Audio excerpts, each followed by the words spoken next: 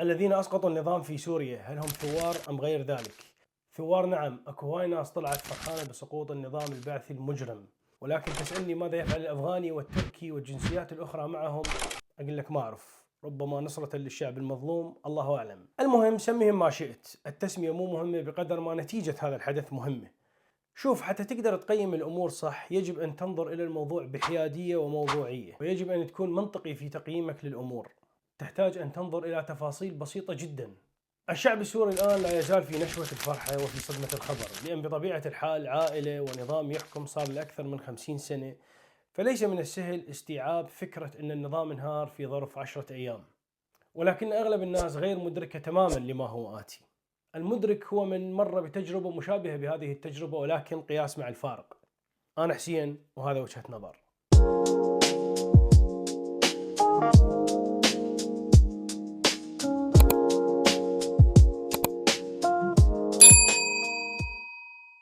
أمام الشعب السوري مراحل صعبة وحرجة جدا، بعيدا عن العاطفة والاندفاع. تعال نحسبها حساب عرب. من يقود هذا الحراك ومن مدعوم؟ كما هو معلوم ولا يخفى على الجميع، فإن تركيا هي بالدرجة الأساس من تقف وراء هذا السقوط. وطالما تدخلت دولة أجنبية من الخارج فلم يعد اسمها ثورة شعبية، لأن الثورة الشعبية بطبيعة الحال تكون من داخل البلد. فمثلا الذي حصل في مصر كان اسمها ثورة، سوريا 2011 كانت ثورة، وإن سيست بعد ذلك طبعا، ولكن في وقتها كانت فعلا ثورة. أما هذه الأحداث وتوقيتها فلا يصح تسميتها ثورة بالمعنى المفهوم، بل أصبحت شيء آخر. يعني سميها مؤامرة، سميها خيانة، سميها ثورة إذا تحب، سميها ما شئت. المهم سقط نظام البعث، ولكن من يقود هذا الحدث أو هذه الثورة أو هذا الحراك من الداخل؟ يقودها ما يسمى بهيئة تحرير الشام. هذه الهيئة أو هذه المنظمة مصنفة على لائحة الإرهاب من قبل الولايات المتحدة الأمريكية والاتحاد الأوروبي وتركيا. وهذه النقطة جدا مهمة. يعني مثلا أحد السيناريوهات المطروحة اللي ممكن يحصل أن أمريكا مثلا بمساعدة حلف الناتو يبدأ بشن غارات على سوريا بحجة أن هذه المنظمة هي منظمة إرهابية ومنظمة مصنفة على لائحة الإرهاب، أو احتمال يشيلونها ولكنهم حتما راح يستبدلونها بواحدة أخرى. زين، من يترأس هذه المنظمة؟ كما هو معروف الآن هو المدعو أبو محمد الجولاني. زين، منو هذا أبو محمد الجولاني؟ اسمه الحقيقي أحمد حسين الشرع، ولد بالسعودية بالرياض، وبعدين عاد إلى سوريا، ثم ذهب إلى العراق بعد عام 2003 بغية الانضمام إلى تنظيم القاعدة والغداء مع الرسول. انضم فعلا إلى تنظيم القاعدة، بعدها انسجن من قبل القوات الأمريكية بالعراق، وأطلقوا سراحه عام 2008. ولا تسألني ليش أطلقوا سراحه، لأن هذا شيء لا يعلمه إلا الله والراسخون في العلم. انضم لاحقا إلى تنظيم داعش المعروف، ولكن بعد أحداث سوريا عام 2011 كان في يوم من الأيام قاعدين هو وأبو بكر البغدادي، كان قاعد يتغدون وياكلون سمك. فأبو بكر البغدادي وهم يتغدون قال له أقول لك شنو رأيك نفتح فرع هناك بسوريا وأنت تلزمه؟ فقال له تدلل. بعدين ناس صفن وتذكر أنه هو مو عراقي، فقال له لعيونك معلم تكرم. أسس فعلا الجولاني جبهة النصرة، ولكنه بعد فترة انقلب على البغدادي وخابره وقال له معلم أنا القاعدة عرضوا علي شغل براتب أحسن وشغل أحسن، فتسمح لي. بايع أيمن الظواهر زعيم تنظيم القاعدة في عام 2013، وبعد 3 سنوات من العمل والخبرة والجهد قرر في عام 2016 أن يترك تنظيم القاعدة، لأن في يوم من الأيام كان قاعد وصافن قال لك أنا إيش ناقصني؟ ليش ما أفتح شغل الخاص وأسوي لي هيئة أو منظمة مرتبة؟ وهذا يعني لا أبو بكر البغدادي أحسن مني ولا أيمن الظواهر أحسن مني. وفتح فعلا هيئة تحرير الشام، والله والنعم سيرة عطرة. طبعا هذه الأمور والأشياء كلها موجودة وموثقة بالصوت والصورة، لأن صرنا في زمن كل شيء يتوثق. يعني إحنا هذا الرجل لا قاعد نتبلى عليه ولا هم يحزنون.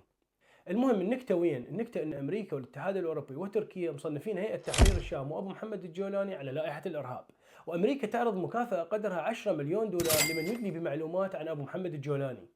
يعني أمريكا اللي تعرف أنا البارحة شو تغديت ما تعرف أنه أبو محمد الجولاني موجود في سوريا، ولكنها في نفس الوقت مستعدة تدفع 10 مليون دولار لمن يدلي بمعلومات عنه. أضف إلى ذلك أن المدعو أبو محمد الجولاني طلع في مقابلة على CNN.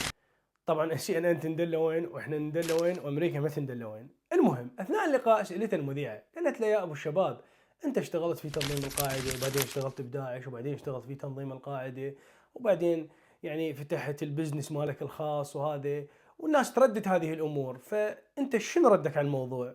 فقال لها يا ابو الله خبصتوني، يعني ترى كنت صغير وكان عمري بس 25 سنه، وشنو اللي سويته انا؟ اشتغلت شوي ويا تنظيم القاعده، شوي ويا داعش، شوي ويا تنظيم القاعده، بعدين الله وفقني فتحت شغله وبزنسي الخاص وهذا كله شغل يعني، والشغل مو عيب.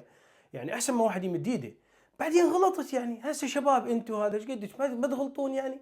كل واحد يحكي له ويا بنيه، واحد يسوي مقلب بصاحبه، واحد هذا. احنا ايش سوينا؟ هي كلها عمليات بسيطه، كم الف انسان ماتوا وهذا، وبعدين احنا يعني الحمد لله والشكر 8 مليار انسان بالكره الارضيه، يعني قابل كم الف انسان راح ياثرون على توازن الكره الارضيه؟ لا يعني طبيعي هذا الشيء. بعدين هي الفتره ايش قد اشتغلت هذه؟ كلها 10 سنوات، يعني ترى مو هواي. بالله يعني بشرفكم، هل هناك انسان عنده ذره من العقل ان يصدق هذا الهراء؟ يعني كيف لامريكا والاتحاد الاوروبي وتركيا مجتمعين ان يصنفونه على لائحه الارهاب ويبحثون عنه في كل مكان وهو موجود الان في دمشق؟ طبعا انا الان اتحدث بمنطقهم يعني أنتم الآن تقولون أنهم جماعة إرهابية، وهم الآن يسيطرون على دولة بأكملها على مرأى ومسمع الجميع، فهذا يعني أنكم أنتم أعطيتم شرعية للإرهاب. لو أنتم تضحكون على عقولنا، لو الإرهاب صناعتكم، لو شو الموضوع؟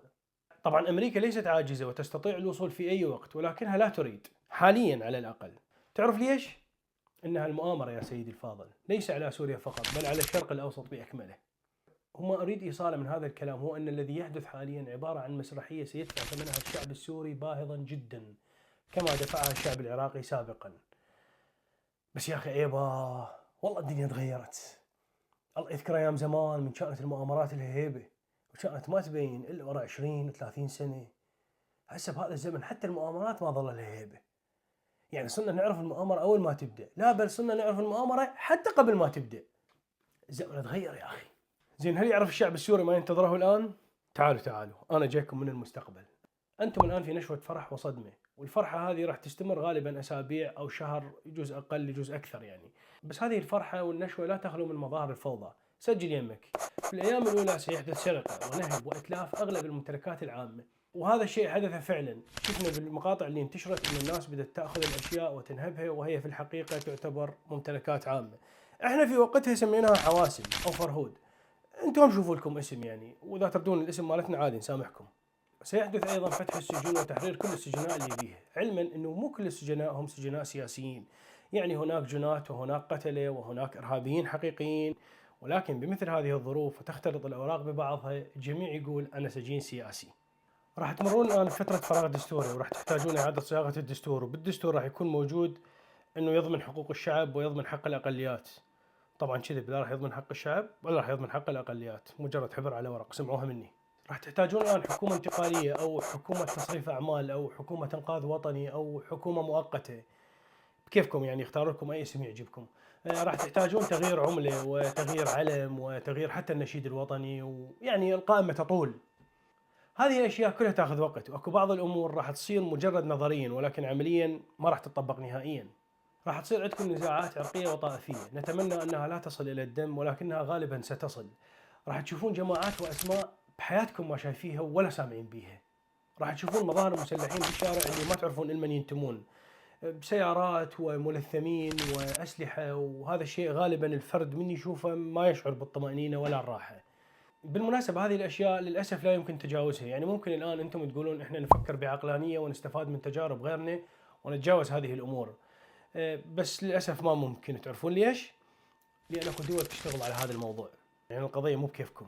المهم الفوضى ستصل إلى مراحل لم تعهدوها من قبل، بحيث أي شخص عنده مشكلة مع أحد ممكن أن يذهب ويأخذ حقه بإيده، وستصبح يعني أشبه بالغابة. بس لا تخافون، هذه مجرد وحدة من المراحل. الدول اللي عندها مطامع في سوريا راح تبدأ تتجرأ على الأراضي السورية، لأنه يعتبرونه بلد ما بي دولة، وهذه الحالة من الفوضى يجب أن تستغل بالشكل الصحيح. ودولة مثل تركيا معروف أنه عندها مطامع في سوريا، ودولة ما يسمى بإسرائيل لا تفوت هذه الفرصة. وبدأت بالفعل الدولة اللقيطة بالتوغل داخل الأراضي السورية، وبحسب رويترز فإن الاجتياح الإسرائيلي وصل إلى عمق 25 كيلومتر داخل الأراضي السورية. يعني بينما الشعب السوري بعد فرحان ومشغول في إخراج المعتقلين من سجن صيدناية، انتهزت دولة الاحتلال الفرصة وبدأت عملياتها بالاجتياح والضربات الجوية داخل الأراضي السورية. بدأت تربط الأحداث لو بعد. طبعا هذه الدولة اللقيطة تحرص دائما على أن يكون جيرانها من الدول أما خاضعين وحامين لوجودها بشكل مباشر وعلني وتام ومعروف، أو أن تكون دول مفككة بحيث أنها لا تستطيع في يوم من الأيام مهاجمتهم، لأن فكرة الزوال تراودهم دائما. بعد شنو راح يجوكم دول وشركات وراح تصير مؤتمرات داخل وخارج سوريا تحت شعار إعادة إعمار سوريا، وجمل مثل بناء سوريا أو سوريا الجديدة أو إعادة سوريا أو إعادة إعمار سوريا، هواي راح تتكرر على مسامعكم. كلها كذب، لا تصدقوها. ومن يعتقد أن الذي حدث الآن في سوريا سوف يحول سوريا إلى سويسرا فليراجع قدرته العقلية. مشكلة سوريا مثل العراق، يعني هي مو مشكلة بقدر ما هي ميزة حلوة، ولكنها في مثل هذه الظروف تصبح سلاح ذو حدين، وهي كثرة وتعدد الطوائف والأعراق، مسلمين ومسيح وأرمن وأكراد ودروز وعلويين وغيرها، وأنت حتى ترضي جميع هذه الأطراف في ظل هذه الفوضى تقريبا صعب، يعني شبه مستحيل. من راح تنغلق بوجهكم كل الطرق لبسط الأمان وضمان حقوق الناس، راح تواجهكم فكرة معينة، وهي فكرة التقسيم. يكفيك أن ترى هذه الخريطة وأنت راح تفهم شنو قصدي. هذه هي الفكرة الأساسية والهدف الأساسي من كل هذه الأحداث. واجهوا هذه الفكرة بالرفض الشديد، ولا تقبلون بها بأي شكل من الأشكال وتحت أي ظرف من الظروف. بعد شنو بالله بعد شنو؟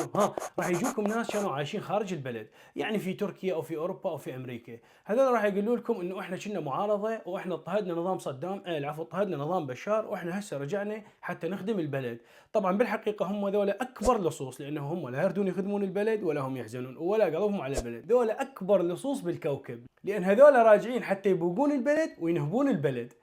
صدق، ودوروا على مقابر جماعية، إن شاء الله ما تلقون، بس احتمال تلقون، لأن هذا حافظ وبشار هم حزب البعث مثل صدام. احتمال أيضا راح تبدأ تصير عندكم في سلسلة اغتيالات غريبة، وهاي الاغتيالات الغريبة راح تطال مهندسين وأطباء وأساتذة جامعة وضباط وطيارين، ويعني كفاءات البلد. يعني راح تستغربون وراح تقولون ليش هذا الأستاذ الجامعي قتلوه، أو هذا عميد الجامعة الفلانية ليش انقتل ومنو قتله.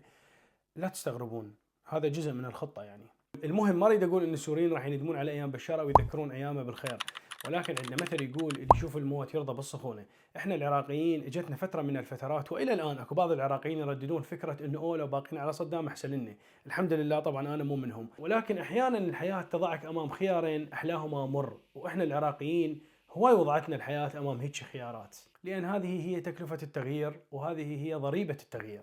طبعا الشعب السوري انا اتفهم شعورهم الان، لان احنا مرينا بنفس التجربه، طبعا بخلاف الوقت وبخلاف الكيفيه، ولكن من حيث المبدا. ودول اخرى ايضا مرت بنفس التجربه، يعني لكم في ليبيا مثال حي كيف ان الليبيين يتمنون الان عوده ايام معمر القذافي، ولكم في تونس مثال حي، ولكم في العراق مثال حي، يعني سنوات من الظلام والضياع والمصير المجهول. هي في الحقيقه اشياء لا نتمناها لكم، ولكن هي ما تخطط له دوله الاحتلال وامريكا، وهذا ما يسعون للوصول اليه، التشتت والانقسامات. لأن الأمور الآن تغيرت عن قبل، لأن قبل كانت فكرة الاحتلال هي السائدة، أما الآن ففكرة إرسال دبابات وجيوش وطائرات وأفراد صارت قديمة، وإحنا صرنا بال2024 وكورونا علمتنا نشتغل من البيت. فبالتالي أنا ليش أرسل قوات ومعدات وخسارة أرواح وفلوس؟ لا، أنا أمول جهة معينة وهي تقوم بالواجب، والاقتتال يكون بين أبناء البلد الواحد، وأنا أتابع الموضوع من على مكتبي وأتفرج. شوفوا خصم الحكي، انتم تدرون شو تسوون؟ انا اقول لكم شو تسوون. شايفين من فد واحد لاعب فد لعبه وعنده ولد صديقه لاعب نفس هاي اللعبه بس متقدم عليه بالمراحل؟ بالضبط هذا اللي ممكن تحتاج ان تسوونه، وهو انه اي مرحله صعبه تمرون بها مجرد تسألوا اي شخص عراقي قريب عليكم او شخص ليبي، ولكن احرصوا ان يكون هذا الشخص على قدر كافي من الوعي ويكون فعلا عاش هاي الاحداث، وبس يسألوه قولوا له احنا عبرنا هاي المرحله، شنو المرحله اللي وراها، شنو لازم نسوي، وهو ان شاء الله يبلغكم باللي لازم تسوونه واللي تحتاجون تسوونه.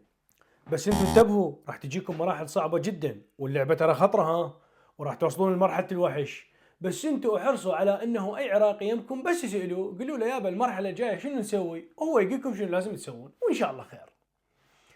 ختاما اخوان، لازم نتفق على شغلة، وهي انه ادارة الدولة ليست لقمة سائغة، وهؤلاء الاشخاص لا يستطيعون ان يديروا مدرسة ابتدائي، فما بالك بالدولة.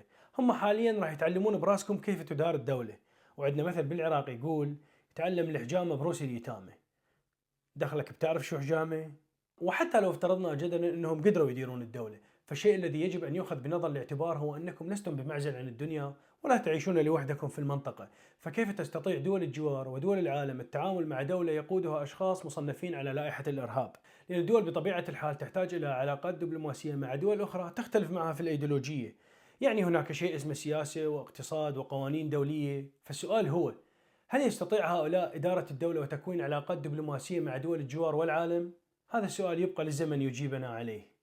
وكما قال الكبير محمد الماغوط: كل طبخة سياسية في المنطقة أمريكا تعدها، وروسيا توقد تحتها، وأوروبا تبردها، وإسرائيل تأكلها، والعرب يغسلون الصحون. وللقصة بقية. في أمان الله.